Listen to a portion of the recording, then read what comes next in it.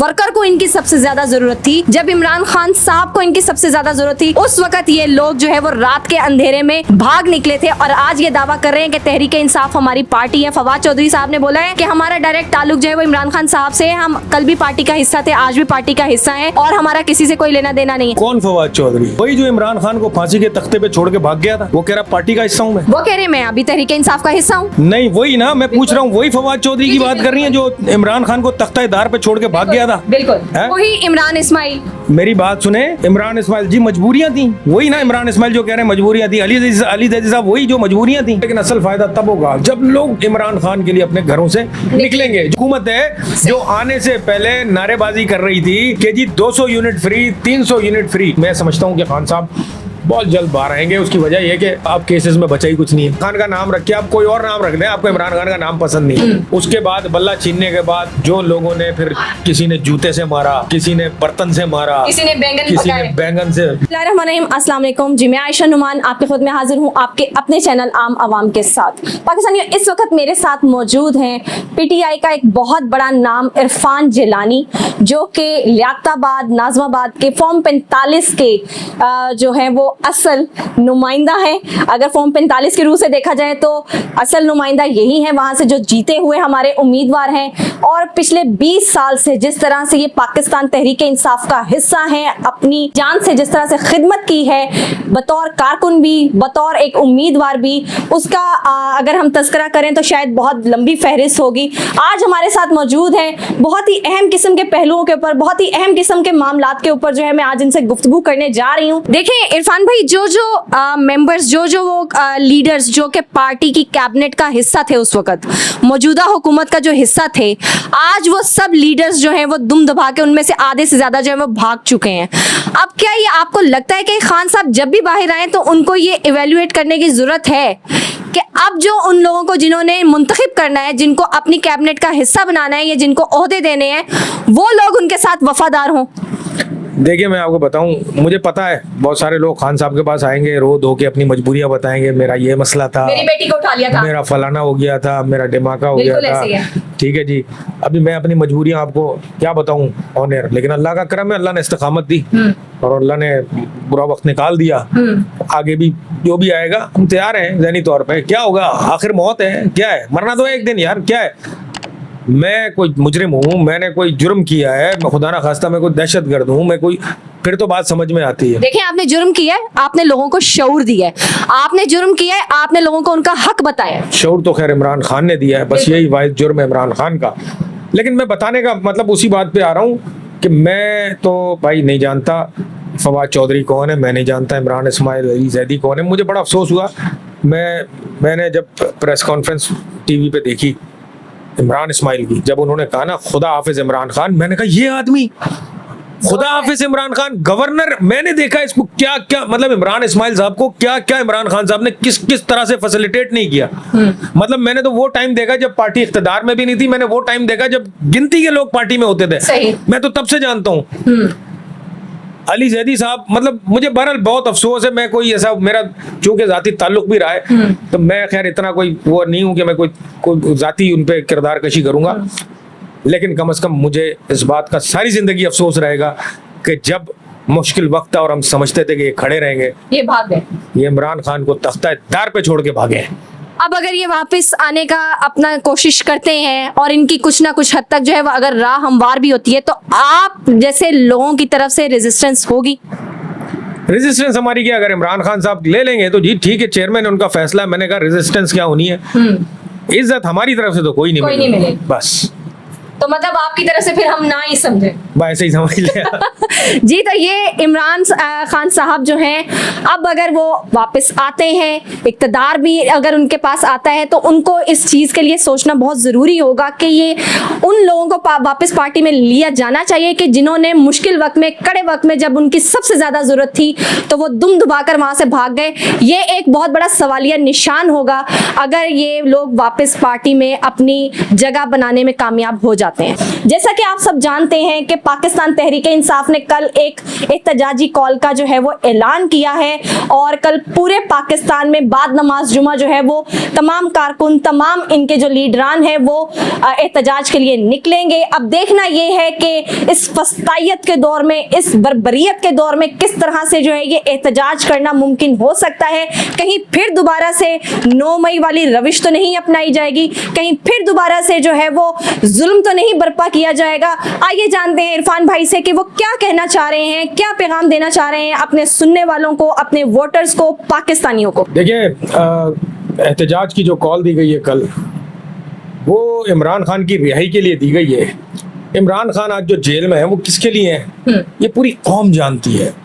और मैं ये समझता हूँ ये जो एहतजाज वगैरह हम कर रहे हैं खान साहब के लिए, ये जरूरी है और इंशाल्लाह ताला इससे फायदा भी होगा, लेकिन असल फायदा तब होगा जब लोग इमरान खान के लिए अपने घरों से निकलेंगे, जो नहीं हो रहा। लोग क्यों नहीं निकल रहे वो हम समझ सकते हैं कि लोगों को रोजी रोजगार के पीछे लगा दिया गया है। जो बिजली के यूनिट 15 रुपए यूनिट छोड़ के गए थे इमरान खान साहब, वो आज 78 रुपए यूनिट हो गया है और 201 यूनिट हो जाए तो उसको 300 यूनिट तस्वर किया जाएगा। ये वो हुकूमत है जो आने से पहले नारेबाजी कर रही थी कि जी 200 यूनिट फ्री, 300 यूनिट फ्री, और गरीब की इतनी तनख्वाह नहीं है जितना उसका आज बिजली का बिल आ रहा है। तो लोगों को रोजी रोजगार के पीछे लगा दिया गया। अब आम आदमी है वो ये सोचता है कि यार अगर मैं घर से एहतजाज के लिए निकलता हूं, हालांकि निकलना चाहते हैं लोग। देखें, अगर इमरान खान को सपोर्ट ना करते तो जो 8 फरवरी को तहरीक-ए-इंसाफ को 4.5 करोड़ वोट पड़ा है पूरे पाकिस्तान में, 4.5 करोड़ का मतलब हो गया जनाब, उनके साथ उनकी फैमिलीज को भी मिला है तकरीबन 14-15 करोड़ लोग। 24 करोड़ अवाम में 14-15 करोड़ अवाम इमरान खान के साथ है। बिल्कुल। तो वो लोग वोट ना देते अगर इमरान खान के साथ ना होते। तो ये बात तो बिल्कुल अंडरस्टूड है कि लोग इमरान खान के साथ हैं। सही। लोग इमरान खान को जेल से बाहर अपना वजीर आजम देखना चाहते हैं, इन चोरों से जान छुड़ाना चाहते हैं, लेकिन मजबूरी हम समझते हैं, आम आवाम की मजबूरी समझते हैं कि यार एक आदमी जो दिहाड़ीदार मजदूर है वो कहता है मैं अगर एहतजाज में जाऊंगा इमरान खान के लिए, गो के वो जाना चाहता है, तो मेरे बच्चे भूखे मर जाएंगे, मेरे बच्चों को रात को। तो ये सारी चीजें हम समझते हैं। बहरहाल इसके बावजूद भी अल्लाह का शुक्र है एक बड़ा हिस्सा अवाम का एहतजाज के लिए जब भी कॉल होती है तहरीक-ए-इंसाफ की बाहर निकलता है। हम सबके शुक्रगुजार हैं। कल भी इंशाल्लाह ताला एहतजाज है, लेकिन इस बार थोड़ा एहतजाज का पैटर्न हमने तब्दील किया है।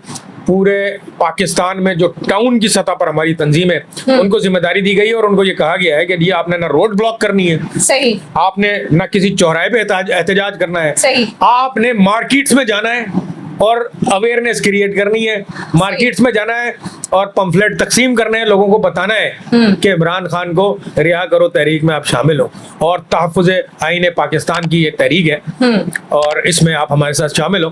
तो हमारा कल का जो एहतजाज है वो कोई रोडों पर, सड़कों पर नहीं है, बल्कि हमारा एहतजाज मार्केट्स में है कल का। तो ये कल आपने जो एक पैटर्न चेंज किया है अपने एहतजाज का, जो आप लोगों ने एक समझ लें इसकी शक्ल तब्दील की है, मकसद वही है तहरीक तहफ़्फ़ुज़ आईन पाकिस्तान।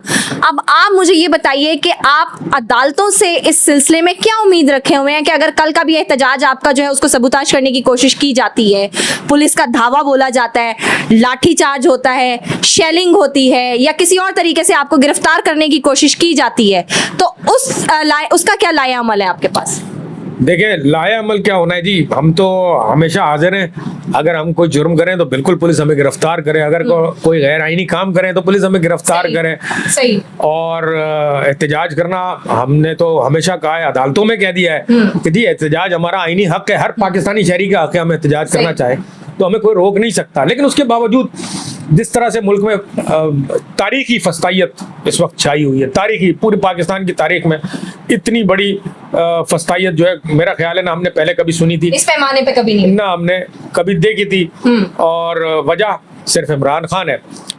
तो अदालतें बहरहाल कहीं हमें जाहिर सी बात है तहफ़्फ़ुज़ भी दे रही हैं आइन को, आइन के मुताबिक, और कहीं कहीं जो है वो आप देख सकते हैं इमरान खान साहब के जितने बोगस केसेस, जितने केसेस हैं सारे बोगस हैं, एक भी साबित नहीं हो सकता, एक भी साबित नहीं हो सकता। उसके बावजूद खान साहब को अभी जेल में रखा हुआ है। लेकिन अब इन दी एंड मैं समझता हूँ कि खान साहब बहुत जल्द बाहर आएंगे। उसकी वजह यह कि अब केसेस में बचा ही कुछ नहीं है और मेरा ख्याल है कि खान साहब अब जल्द वापस आएंगे, चीज़ें अब बेहतरी की तरफ जाएंगी, मुझे ऐसा लगता है।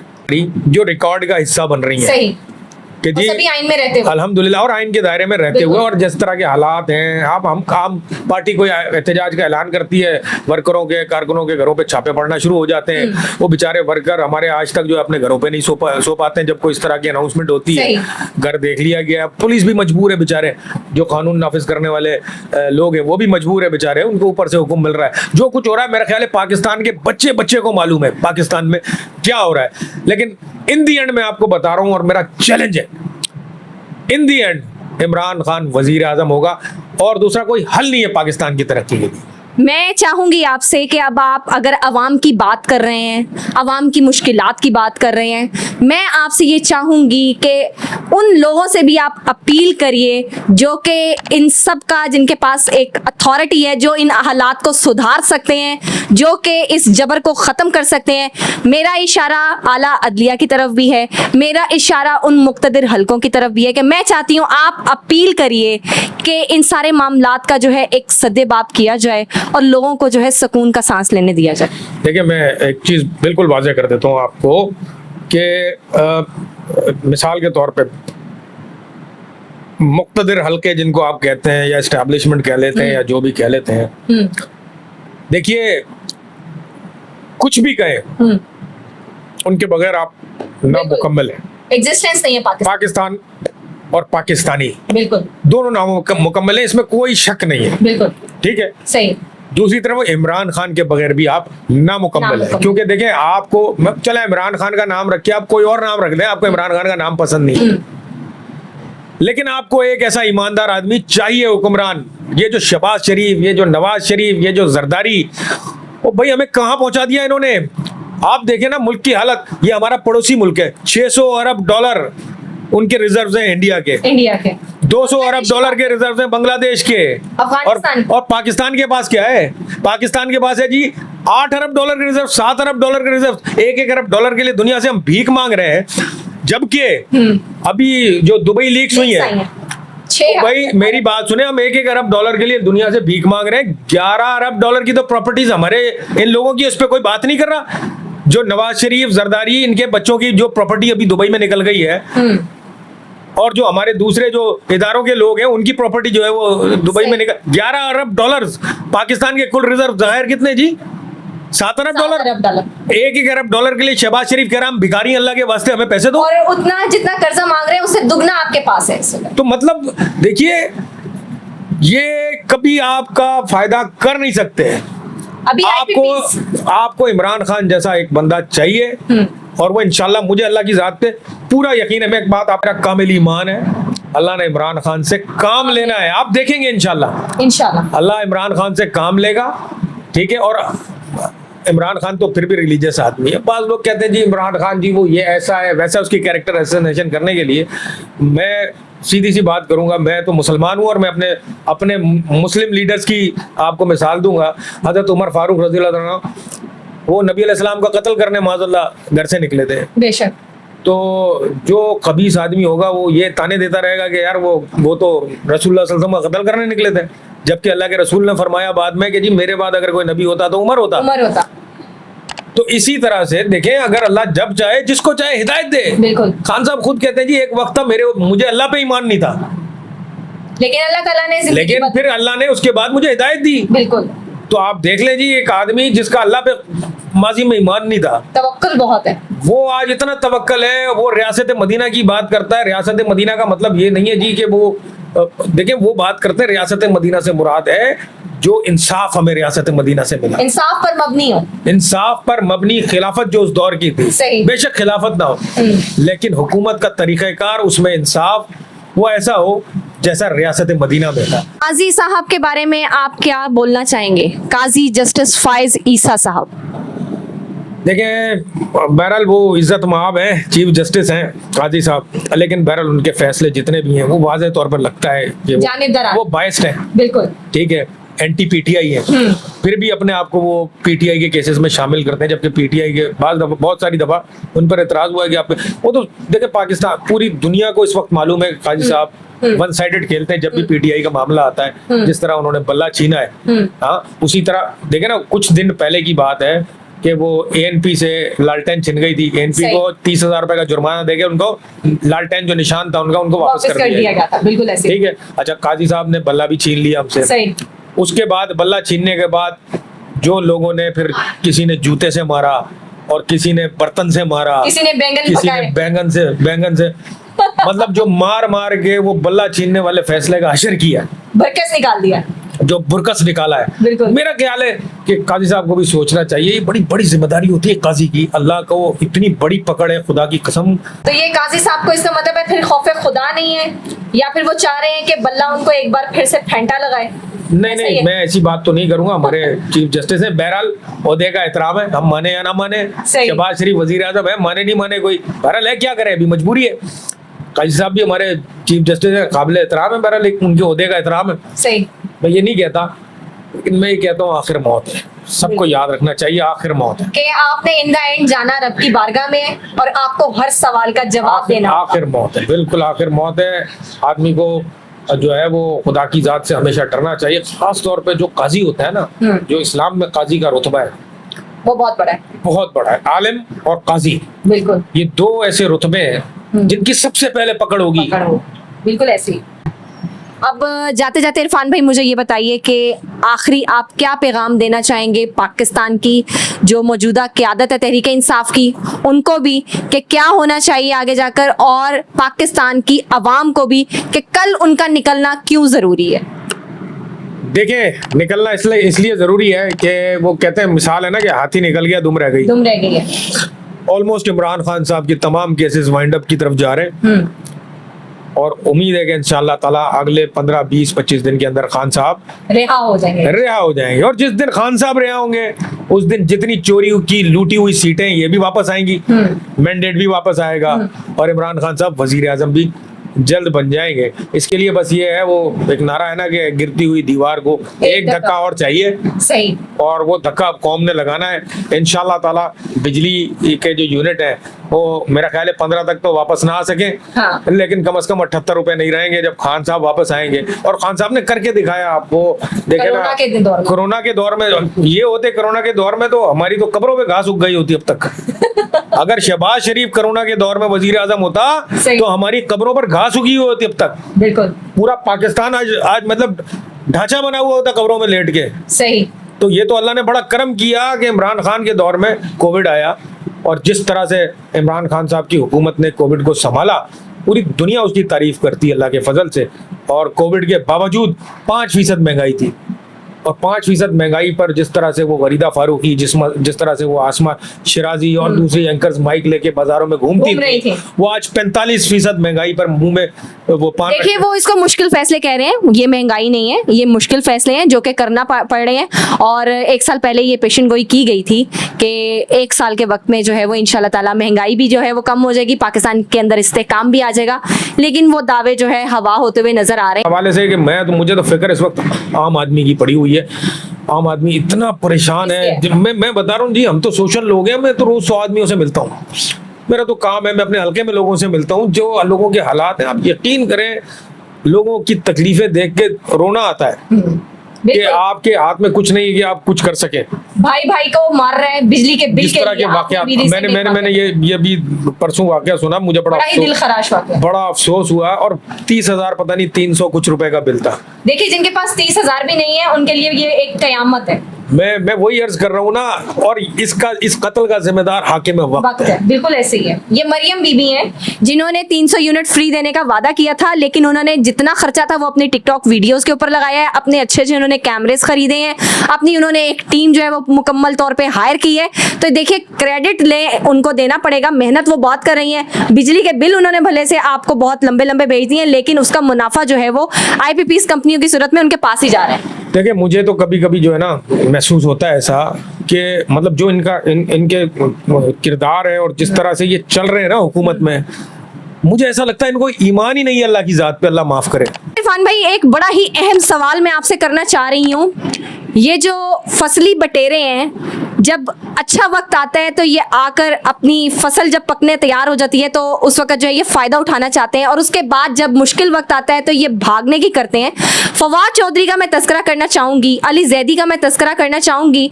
जब पाकिस्तान तहरीके इंसाफ को इनकी सबसे ज्यादा जरूरत थी, जब पाकिस्तान तहरीके इंसाफ के वर्कर को इनकी सबसे ज्यादा जरूरत थी, जब इमरान खान साहब को इनकी सबसे ज्यादा जरूरत थी, उस वक्त ये लोग जो है वो रात के अंधेरे में भाग निकले थे और आज ये दावा कर रहे हैं कि तहरीके इंसाफ हमारी पार्टी है। फवाद चौधरी साहब ने बोला है कि हमारा डायरेक्ट ताल्लुक जो है वो इमरान खान साहब से है, हम कल भी पार्टी का हिस्सा थे, आज भी पार्टी का हिस्सा है और हमारा किसी से कोई लेना देना नहीं है। इस बारे में आप क्या कहना चाहेंगे?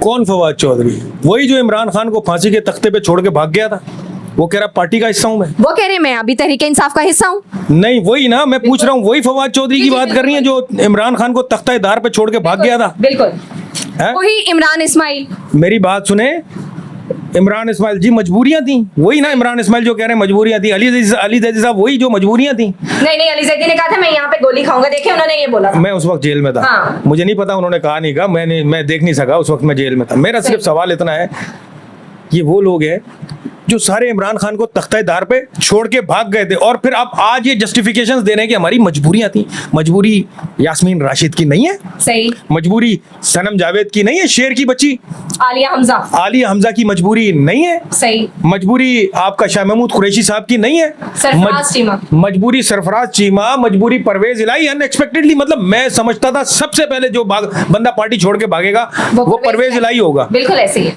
लेकिन यार कमाल कर दिया परवेज इलाही साहब ने, मैं सलाम पेश करता हूं उनको। तो मजबूरियां इनकी नहीं थी। मैं आपको सीधी बात कर दूं, इमरान खान साहब ने कहा कि जी मैं आके फैसला करूंगा, बाहर जब आऊंगा तब फैसला करूंगा कि इनको पार्टी में लेना है या नहीं लेना है। खान साहब बेशक फैसला कर लें। हमारे दिल में मजबूरी हमारी भी थी, मैं भी 4.5 महीने जेल काट के आया हूं।